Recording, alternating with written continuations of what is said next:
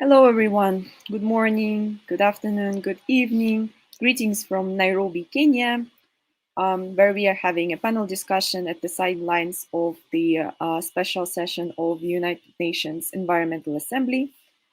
And today we are going to discuss a digital art for climate initiative and as example of sustainable solutions for the creative economy. Today, we are happy to be joined by the range of our partners and also young people coming from um, joining us from different parts of the world.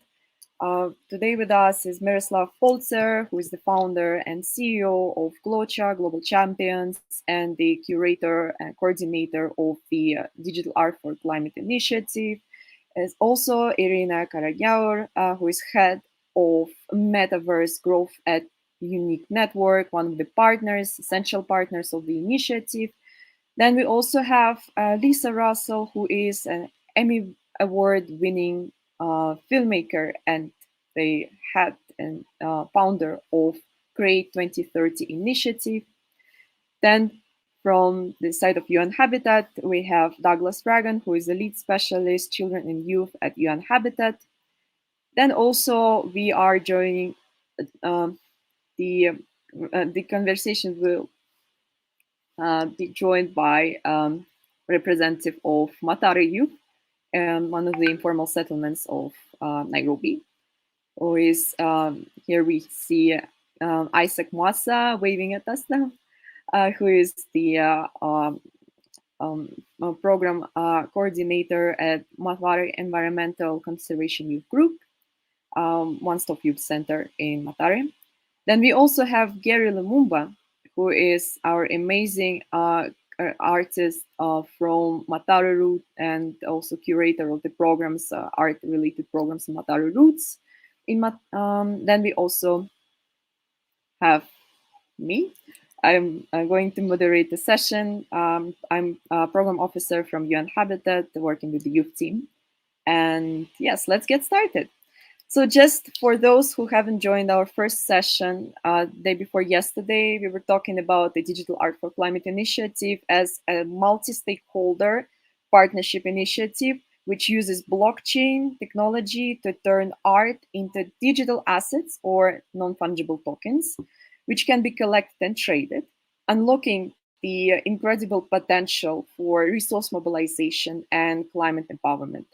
So just maybe a couple of introductory words. I would really want to hear from you, Doug, just talking about the initiative and maybe also the place that international community and UN Habitat can play in it. Thank you. Thanks so much.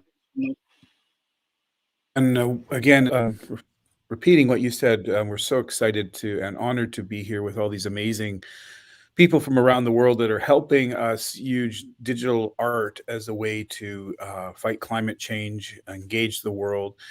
And I think more specifically in the context of what we're looking at here, working in the World Environmental Situation Room, is doing this in an equitable manner. So assuring that everybody, as the SDGs say, leave no one behind, and leave no space behind. So we're really looking forward to assuring that happens. And this has been an amazing journey that Miro started many years ago, as well as and then Irina came on and has been helping with the digital art side.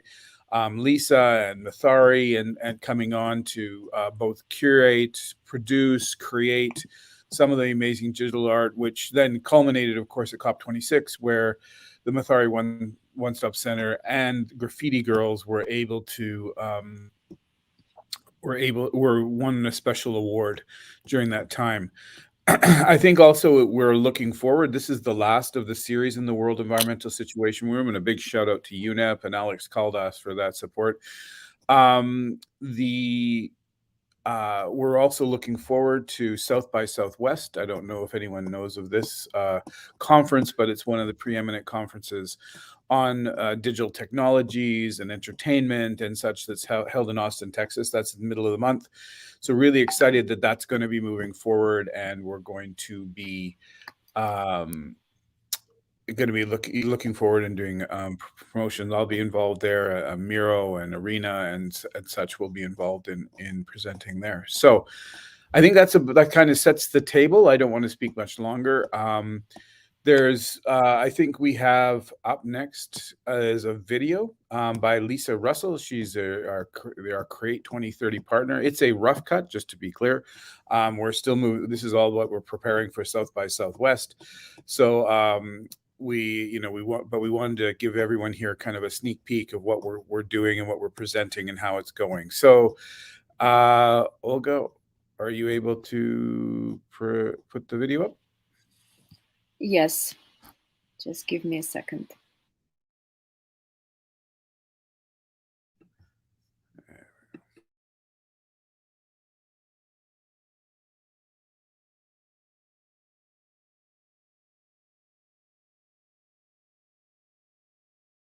It's a very exciting day for us all in Glasgow. Artists from all over the world have contributed to the Digital Art for Climate initiative. We have created this competition to really bring the social energy from the creative community towards the UNFCCC process. Joining this competition was not only a chance to represent my country, but also to champion our call for climate action. Yeah.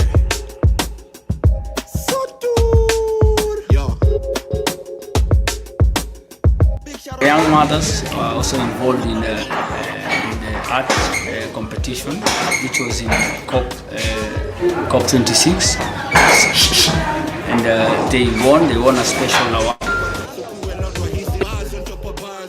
Poa juu hapo at least kuna opportunity mingi. Tulianza na ball ikaenda ikapea watu morale, wakaona wanaweza fanya kitu kingine, wakaingia graffiti bila kukaga hivyo idol. We have also set up a special recognition award for the team spirit submission from Graffiti Girls from Kenya. They have been mentored by UN Habitat Youth Program, our key UN partner, and the idea there was that there's great artists in the slums of the world, in disadvantaged places, who have no access to the global resources, global collectors or whatever. But with this new platform that we are creating and with NFTs, we can create this connection. Well, Africa's youth are so important just by the fact of the demographics. I mean, we're looking at many of the cities in Africa being 7% of the cities being under the age of 30. So it is critical to engage this demographic. Creative industry can also support entrepreneurship, stimulate innovation and empower people, particularly young people and women, and at the same time preserve and promote cultural diversity and heritage. Hadi tujafikiria tunaweza chora tunafanya kitu kama hiyo. Lakini tulingangana tukaweza. Ulifilaje sasa venye mkaambiwa mmeshinda special award? Ilikuwa surprising sana, tulikuwa tuna expect tukio hiyo, lakini tulifurahia sana bado. Tulifeel poa sana by the way sana, na tunashukuru kwa wale watu walitusupport na wote walitulikeia na wakacomment. Tunashukuru sana. Hii ni kitu inatuonyesha tuko sawa, tunaweza fanya anything, tuko ready, yani tuko poa, tunatoka mbali. So congratulations, have a nice party. Asante.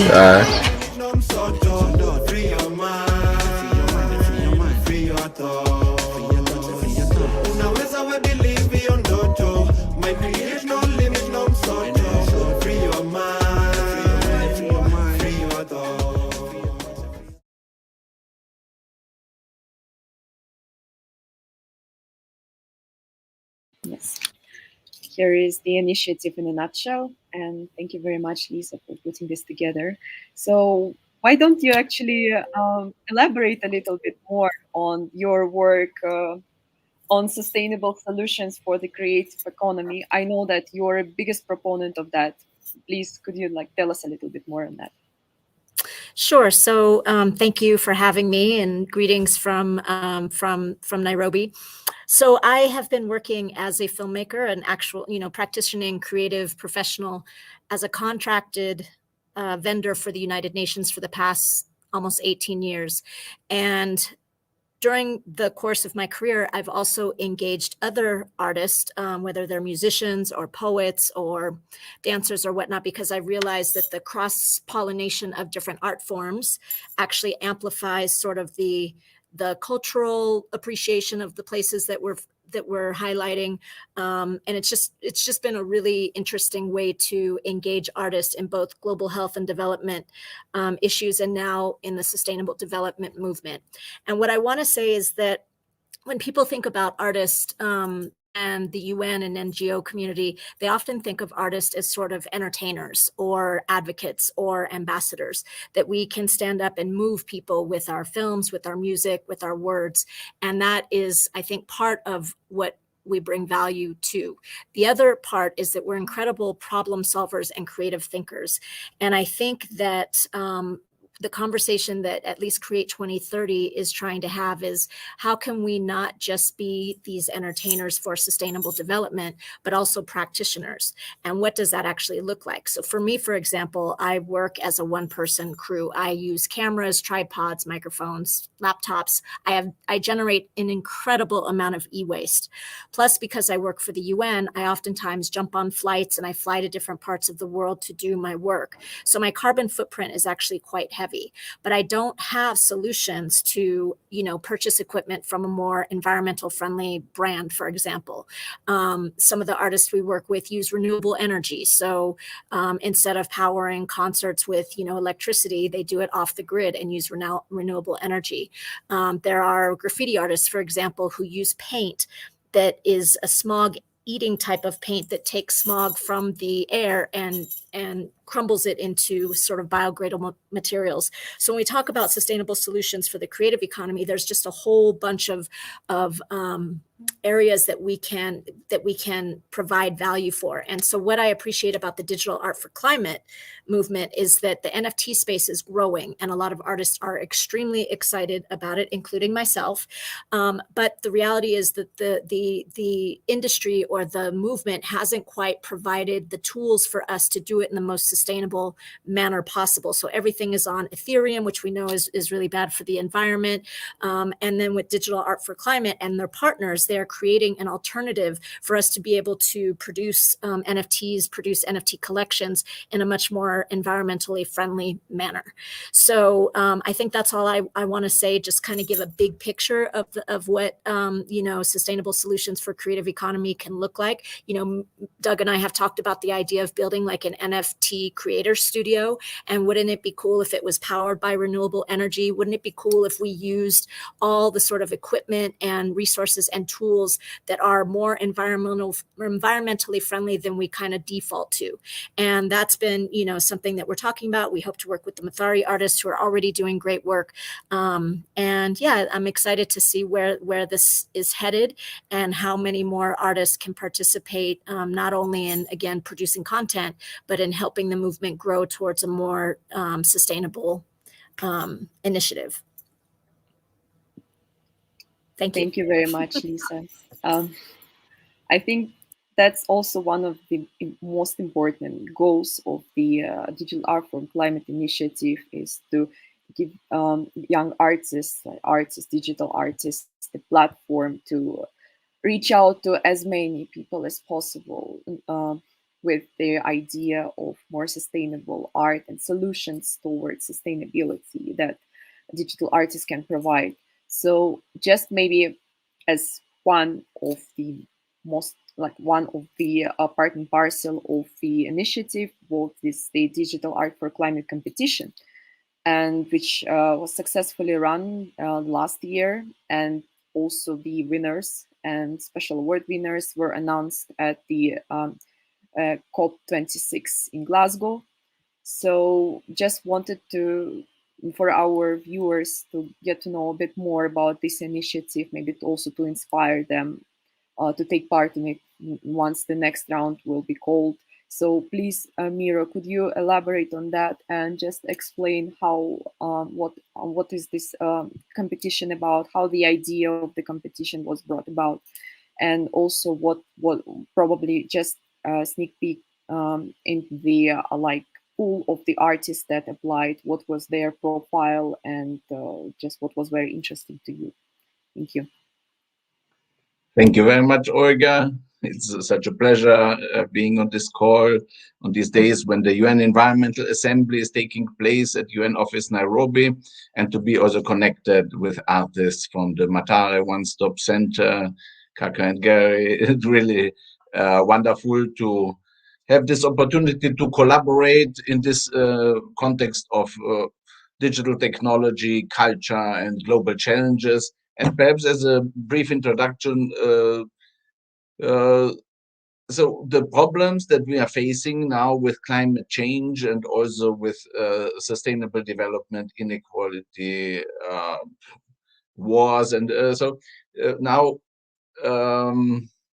our belief is that a better world is possible, and that this better world will not be brought to us by some distant ministries or even international organizations, but that we really need to engage everyone. And as Lisa has said, artists, creative community, they are problem solvers. They can help society to envision a better world, a more just world. And for very often there's a disconnect between those who have these bright minds and creative minds and this global community, and people don't hear the message or the solutions or don't see this artwork. And with our initiative, Digital Art for Climate, with digital technology, we are creating a communication channel so that artists all over the world can contribute to the global stage their views and solutions. So that's one part of the why we have started our initiative. With, as Doug has said, we are working in this field of all of society engagement in sustainable development action and climate action since 2007, and one of our greatest flagship initiatives has been a music contest where we have asked young people to produce music video clips about their vision of a sustainable world already back in 2012. And it was, we've seen this resonates with people, and but it is it was not income generating, and so this was not really the best model, because if we ask artists to contribute and we don't give anything back, that's not the way it should be. And now we have this new technology, blockchain technology, NFTs, non-fungible tokens. We can create from such a artwork a digital asset which can be traded, unique ownership certificates can be created, and somehow this resonates with people. People with money, they are ready to give money for this kind of certificates. And for us, for me, it was very inspiring to see in March last year, the Open Earth Foundation has made a carbon drop, a sale of 7 NFTs, and they have raised $6.6 million for selling artwork, digital artwork, and turning it into these NFTs and using the money for climate action, accounting, tracking, and reporting solutions.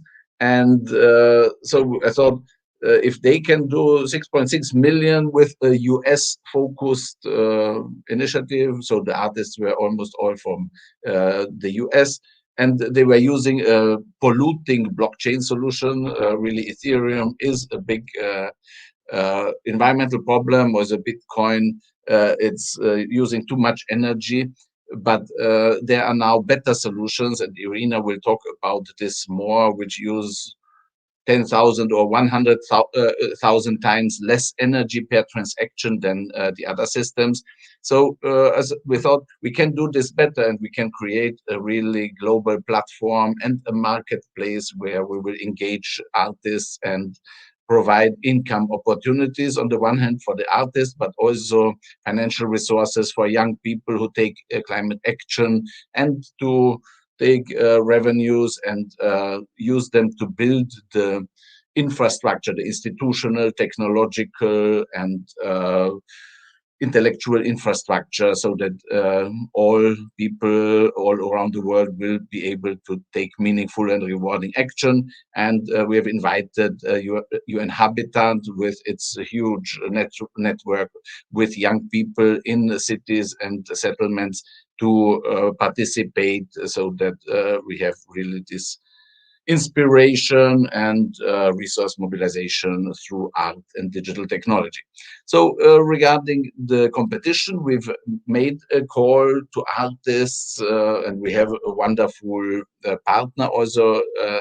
It's Exquisite Workers. It's a network, I think 500 artists already. And Anna Dart is our creative director. She really helped to bring the message, our invitation to the artists all around the world. And we have received 208 submissions from 57 countries. And we have, in a curation process, we have then brought it down to a collection of finalists, of 30 finalists. That's our COP26 collection in the context of the UN Climate Conference, COP26 in Glasgow.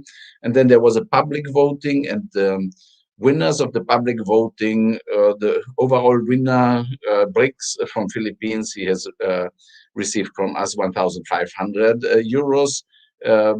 As award money, and three second award winners, and a special award, special recognition award for the Matare girls, graffiti girls.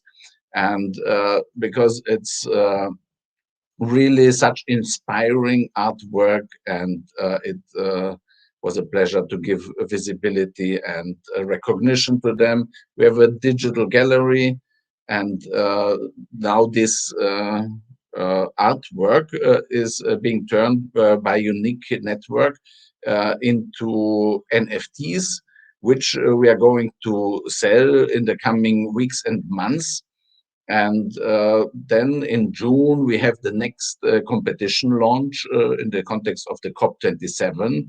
And the next conference of parties of the UN climate change process is going to be presided over by Egypt. So a strong African dimension here. And we will also try to reach out, especially to artists from the African continent, and very much looking forward to continue collaboration with UN Habitat. And now, as we have also the connection to Lisa, also tapping into this huge network of creatives that work on SDGs, Agenda 2030, to build a movement. And our slogan is, a better world is possible, we are unstoppable, and you will hear more of us in the coming weeks and months.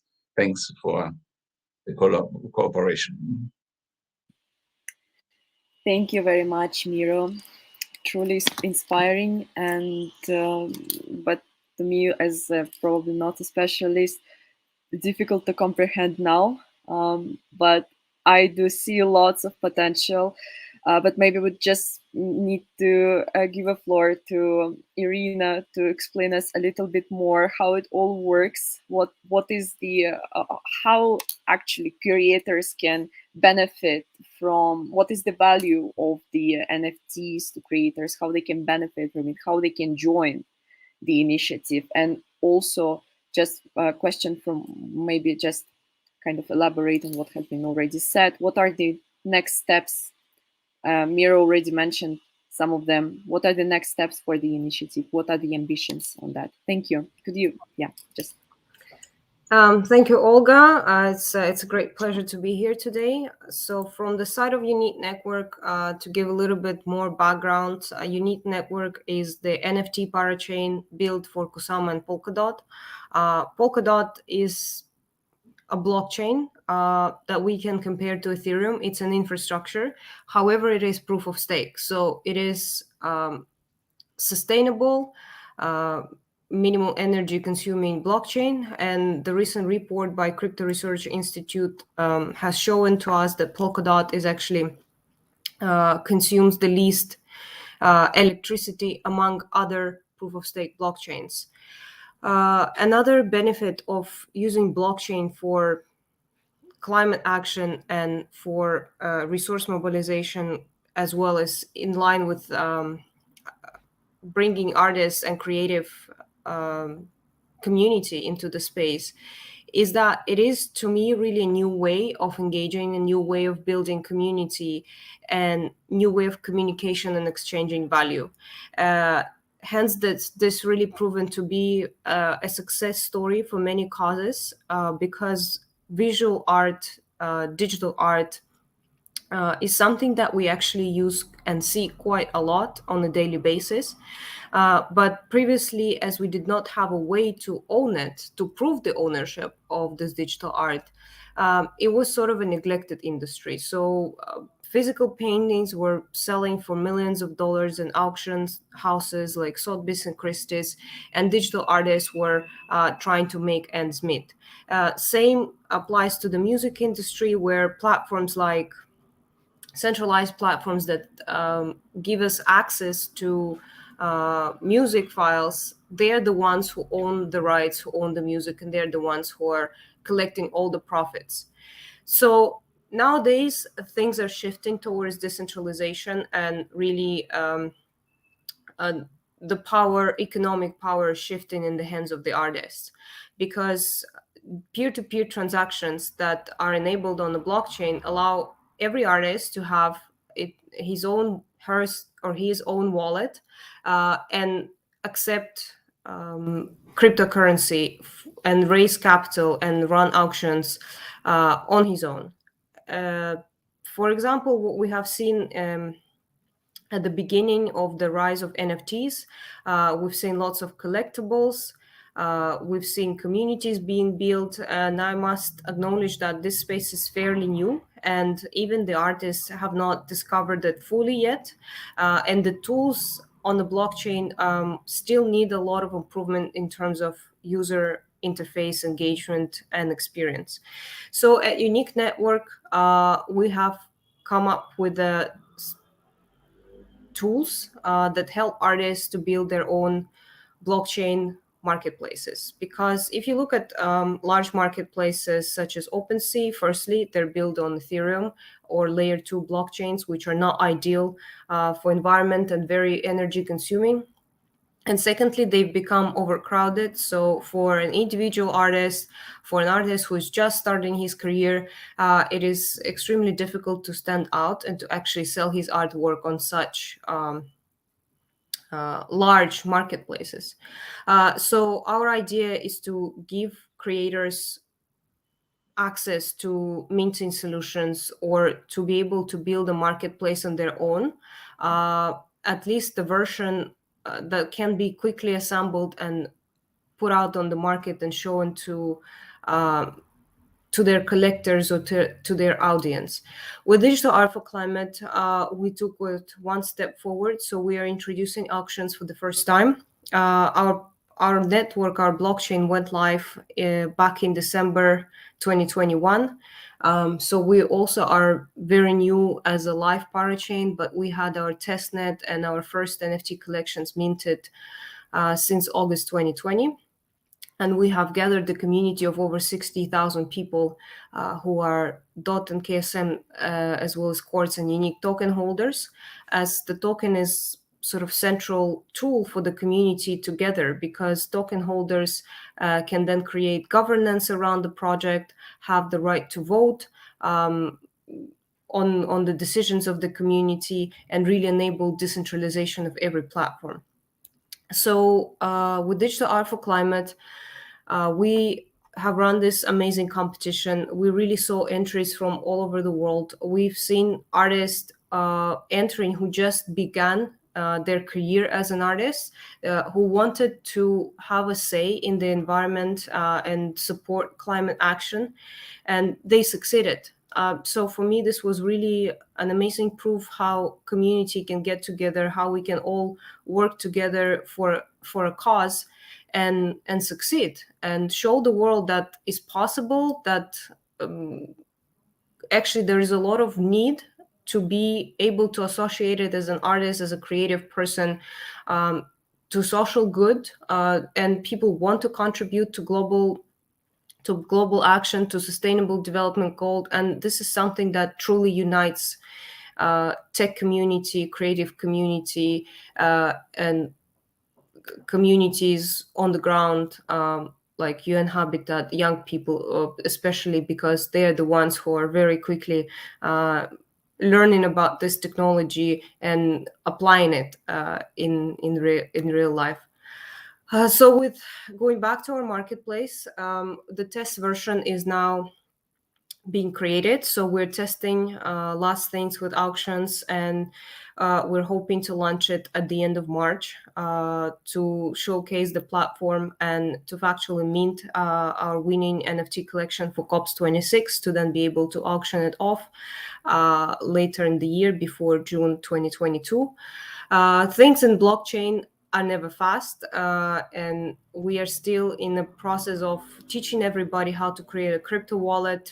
There are still several obstacles that we need to overcome in order to reach true mass adoption, but things are moving really quickly as we're working with technologies that are open source. There's a lot of innovation happening, and this industry is growing really fast. So it attracts talent. It attracts necessary talent also from the visual perspective. And there are many teams that are building new wallet solutions, new user interface solutions, and who make a lot of effort in content creation and education, because education is really central to what we do, because the technology itself is easy from your perspective of execution, because you create an artwork, you make it digital, or you create it digitally natively, you create a token out of it, you mint it, so to speak, this non-fungible token, you put it out on a marketplace, sell it, you get your cryptocurrency as a reward. Sounds easy. In reality, is a little bit more complex than that. So one of our goals also for the upcoming events and for the upcoming initiatives in the framework of Digital Art for Climate is to educate people, is to give them the opportunity to learn about crypto space, token economy, and how to use these tokens, how to mint them, and to attract more creators to Digital Art for Climate platform, because this is really just the beginning for this initiative. We had over 200 entries for the first art competition. I'm really hoping to see many more and different formats, also music industry or filmmaking industry entering the space, individual artists who are just starting, young artists who don't have the platform to showcase their art and who really care about environmental sustainability. And there are many, and this competition has really shown us that there are many people in this world who do want to contribute to climate action and SDGs. So in terms of program, we're going to take part in WOW Summit in Dubai on March 13 to 15. We are also Doug from UN Habitat is going to be on the ground in Austin during South by Southwest conference, Decarbonizing Blockchain, on March 16.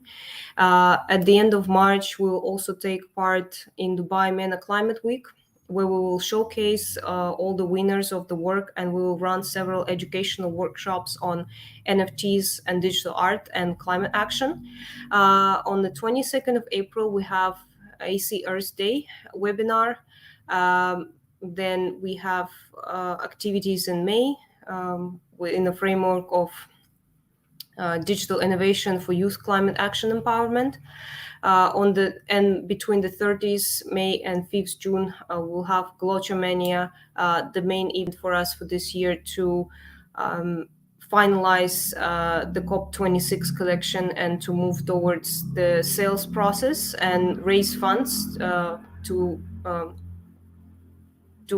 financially contribute to the climate action cause, as well as to have a festival and to gather young people, young creative community in order to, create something together, share ideas, maybe create an NFT in the process of idea generation for this event, and also to auction off the winning works and COP26 collection. After that, we will start the preparation for COP27, because as I said, this is an ongoing initiative. There is always time for everybody to join, and everybody is welcome from all over the globe from any profession, creative field. The NFT space is new and flexible. It's very welcoming. We have not explored many formats.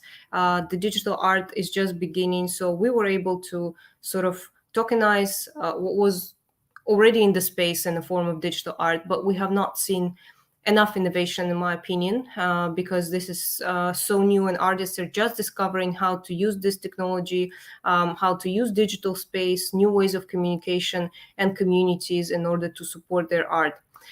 So it's very open.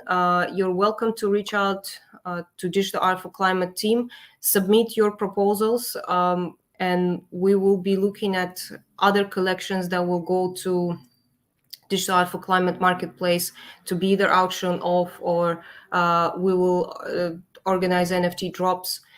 So it's a call, it's an open call for all creators out there to take action, to join DigitalArt4Climate's initiative, and share your ideas. Thank you very much.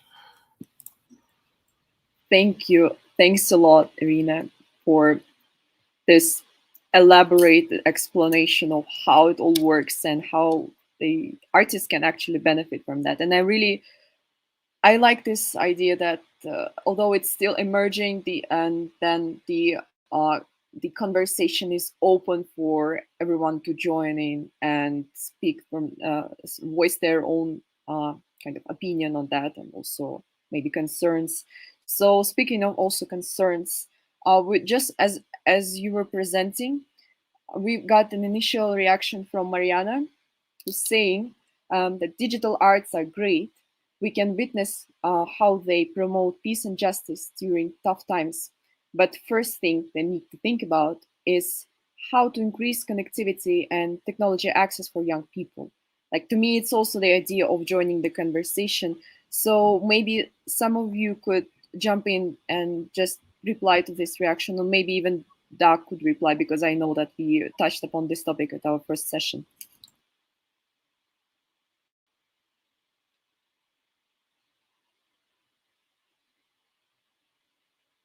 Yeah, if I briefly may jump in, it's really a very important topic, really this connectivity. And it's in general, from a logical systemic perspective, is if we want to be a global community, we need to be connected. We need to have a communication channel where it's possible for people to learn about global goals, and then also to document what they are doing and getting rewarded for this. And so it's a part of our plan that we will use 50% of the revenues from our shares is, as I said, to build the institutional and technological infrastructure for all of society, climate action, empowerment. And one of the elements that we want to build is youth centers, global challenges, youth centers all around the world. Our slogan is GloCha Center, Global Challenges Center, in every city and every local community, where people get access to the internet and also the access to knowledge and funding, entrepreneurship, capacity building. And we have technologies for satellite-based internet access, and we have already worked on pilot initiatives in Chad, in the Lake Chad Basin region.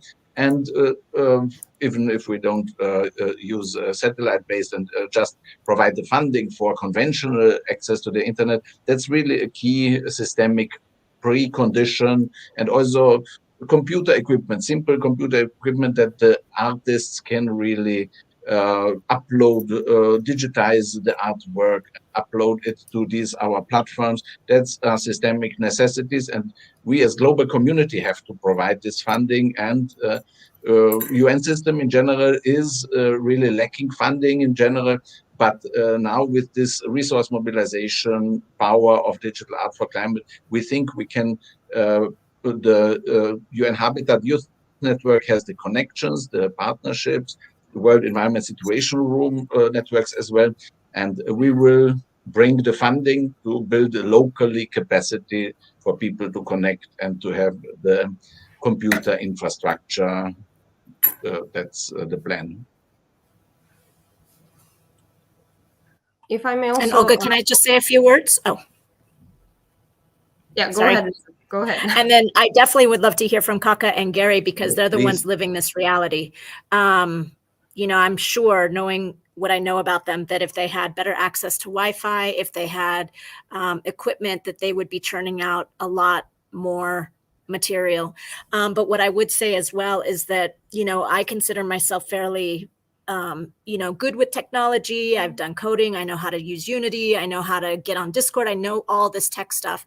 And I feel that the learning curve is so big right now that for me, my sustainable solution for this particular problem is I would love to see artist residencies between people who do work in the digital space, artists who are already working and comfortable in the digital space, to partner with artists who are learning, so that we don't have to wait 2 years, 3 years for them to catch up, to learn all the technology that's necessary to really engage in this community in the way that it is right now. I do believe the tools are going to get easier. There's going to be, the industry is going to rapidly put out, you know, a lot more user-friendly access to all of what's going on right now. But in the meantime, how great would it be to align somebody who is already working in the digital space with somebody who's working you know, off the grid, so to speak, and partner them in order to create, you know, maybe collections together, maybe artwork together, which is what Doug and I are working on right now, and helping to align artists from these different spaces in Nairobi. So I just wanted to quickly share with that. I'm surprised at how much I've had to learn, and I'm actually very fluid in the digital space.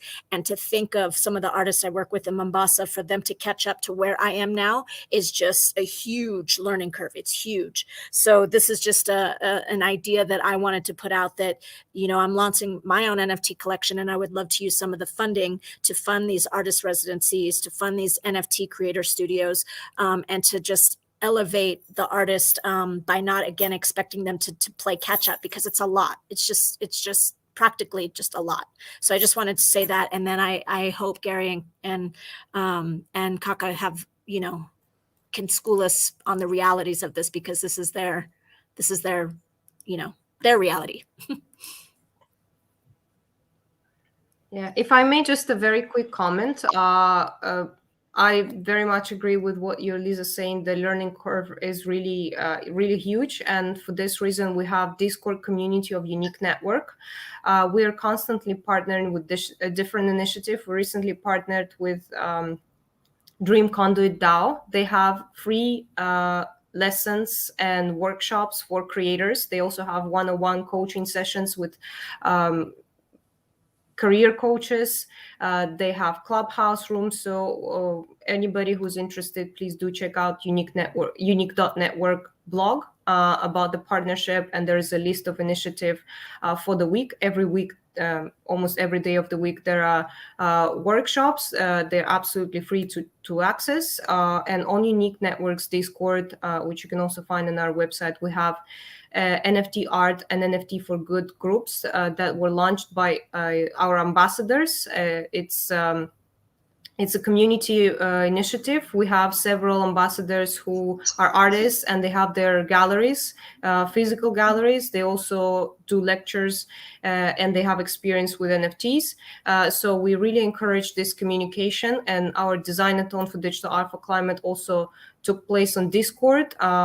We constantly open different channels, communication channels. We have ambassador programs. So this is a great platform for artists, coders, developers, and business people to connect and to organize themselves and launch an initiative using our technology. There is also a way to ask for free minting and we will support with the tools, and the community will support with the knowledge and career development for artists.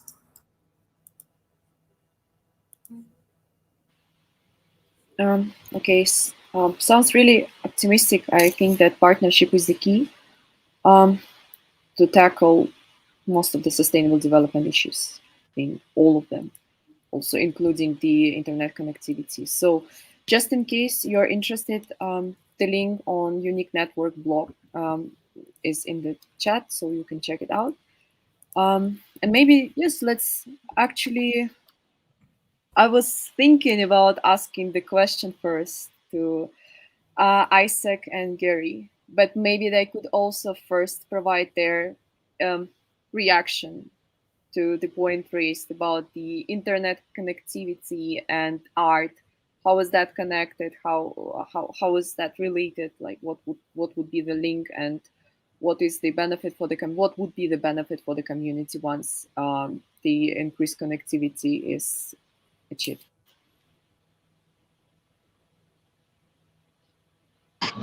Okay. Hi everyone. So I would start by saying that first of all, the experience that we've had actually here in Matare with like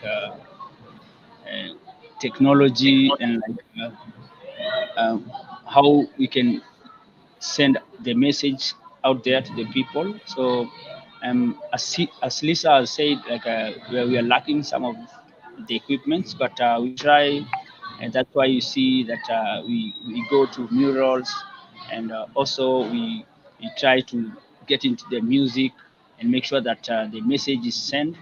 And I think as a community and as the young people, we are very much willing to be engaged and also to participate in those events where like we are sharing our experience. Like for example, the mural that we did about climate change. It was something that even the community was not aware of, and like the message that we sent through that mural was that there's a challenge in climate change, and people need to start talking about it. People need to start like engaging and also sharing their views on how they would like to see things happening and how they would like to see the change. So um, I believe also engaging the, the, the young people, especially the women, like we engaged the young mothers who like did a very good job in the art, like during the workshop. And I think if they can be engaged more and more, like the message can be sent very well out there to the people. Yeah. So maybe Gary can add something. Yeah. Prior 2016, we didn't have any art here in Madare. Art was largely ignored. It was put on the sideline. But the young guys here, through the challenges that we've been facing, lack of these things like internet and access to educational tools. Even without that, the young guys here still managed to like get the skills on their own, and just we started putting up murals all over our community, and our murals are they're not really targeted towards us making money, although we would love to make money, but it's mostly about the message, because we have a lot of problems in Madare, young guys getting killed because of criminal activities. People are giving up on their dreams basically. So like, people are willing to learn. We just don't have those avenues. We are a little bit disadvantaged there, but still we keep at it and we do it. And I'm just glad, like right now, art is in the conversation. Like, we are talking about art right now. Like, this is a major thing to me. And when we engaged the young mothers to draw the graffiti, that was amazing, because These girls have never held a graffiti can before. They never did it before, but we engaged them. We involved them in the workshop. They came through all of them, and we did the painting, and we won a special award, which was really inspiring to not only the girls but also us. So just the fact that we are talking about this right now, this is a major win for artists, not only in Madare but also other informal settlements all over the world. And yeah, this is amazing. This is amazing. Oh, Okay. Just wanted to give a quick background. Gary is amazing, gifted rapper. And I was just thinking about the initiative that GloCha was also running back in 2012 on the power of music and in tackling the sustainability issues. So it's really inspiring. I don't know, Gary, if you would be comfortable to share your rap, maybe just the link Yeah, in the web why chat. not? That would be really Why cool. not? Let's turn it into a concert. Why not? yes, Okay. Let's wonderful. I'm do gonna that. I'm gonna do a song called "Free Your Thoughts." It was featured in the video Lisa just showed to us. Thank you, Lisa. It's called "Free Your Thoughts." I'm gonna rap it and then I'm gonna explain what it's saying. So, fungua thoughts ukuwe lord wa hizi rhymes. Juu it is up but we are looking for a dime. Wanatuchocha anatupenda, it is a crime. Utatuongoja kwa hiyo future we madam juu unaweza we believe hiyo ndoto. Mind creates no limit, no msoto. Free your mind, yeah, free your thoughts. Again, unaweza we believe hiyo ndoto. Mind creates no limit, no msoto. Free your mind, yeah, free your thoughts. And that song, it's talking about if you use your mind as a tool, you're powerful. Thank you. If you use your mind as a tool, you can escape all these troubles. You can escape crime. You can escape poverty. You can escape all these things. Just free your mind. Use your mind. There's no limit when you use your mind. Thank you. Bravo. Bravo, amazing. I just now also realized that it was a great decision that I made to learn Swahili because some of the words I already started to catch, and it is really powerful. Um, Thank you very much. So, just maybe on this note, um, Doug, would be really great to. Unfortunately, we are running out of time now, and just wanted to still kind of have a conclusion from you, Doug, on the role of international community, international organizations, and including UN Habitat in promoting such meaningful partnerships that have great potential to actually help the disadvantaged communities and also uh, reap this potential that is with the talent which is prevalent in artist communities in the informal settlements. Let's say, what would be your just maybe advice, initial thoughts on that? Well, I don't think I can top Gary's amazing rap, but just to say that I think that's kind of puts it all in perspective.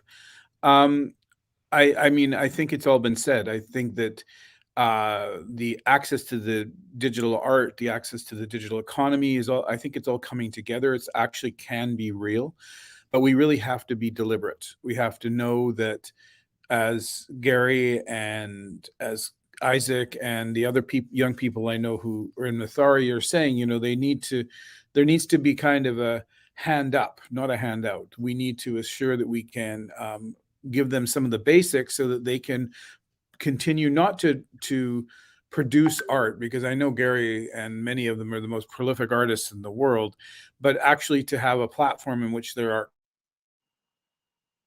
recognized. And of course, living in the world we are today, to be able to make a living out of it, I think is also critical, which I back to what Lisa was saying. I mean, what can we do? I mean, it was really excited to hear from Miro and Arena about the the different options and support that's out there. So Miro's talking about these creating spaces and centers. I mean, it doesn't take much to be able to, again, support young people to do this. And then there's also a lot, I mean, we work a lot with cities. I'm just finishing emails linking everyone up again to this. For example, big shout out to Lanzarote in Canary Islands, who's looking to establish a World Environmental Situation Room, and that this could be a key component of that. We're also working with a city in Turkey called Balıkesir, who again can has some amazing technology and amazing ability to draw in young people. And then to Arena, and as well to the larger understanding of what the heck an NFT is, and Ethereum and Polkadot. I mean, I'm slowly picking up on it, but I think it's, you know, the technology, I think, if utilized and tamed, can really advance us. There's these conversations such as this. I mean, one of the pandemic has been a horrible thing, but on the other hand, it's allowed us, unlike any other time, to come together online. And so we can do that here as kind of what we do, a conference or business setting, but why not do it in an art setting? And that's where I think we can move. So again, big thanks to UNEP and the World Environmental Situation Room. Big thanks to GloCha and Polkadot and all the work that's being done for the digital art for. And then also, just as this is our last session, a big shout out to Olga and Simon and Mary and the team who's been in behind all this, who's been able to pull this off, and in a interesting environment as always. The UN, one might think, is this wonderful enabling place, but it's oftentimes a big challenge just to even get people on site. So I mean, but to be able to find it and figure it out, I mean, just a big shout out to you guys for being able to bring everyone together 3 days in a row, 3 hours plus of amazing, which is on YouTube. Last thing I want to say is South by Southwest, March 16th. We don't have the link yet, but once we do have the link, we definitely want people. South by Southwest is one of the preeminent gatherings of creatives globally. And thanks to Arena, I think we've been able to get a space there. It's got a really techie name called Decarbonizing the Blockchain, but really what it's about is exactly what we're talking. Yes, decarbonizing the blockchain. Thanks. Awesome. So we have the link now. Decarbonizing the blockchain is really what we're talking about here, but it's kind of at that more higher end. It's just about young people. It's about access. It's about artists, and it's going to be an amazing experience. So again, big thanks. Hope to see you all online very soon and face to face, as it seems to be happening more and more as we move along. Back to you, Olga. Thank you very much.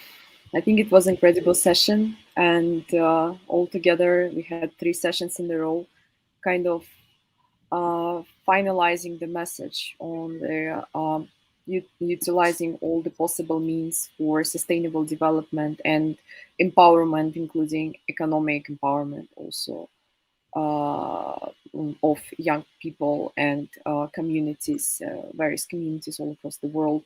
So thank you very, very much. It was just amazing to be, it was a great pleasure to be moderating this event, and I'm really hoping to see you all possibly in person and also continue the conversation. Thank you very much. Have a great day. Stay safe and stay focused. Goodbye.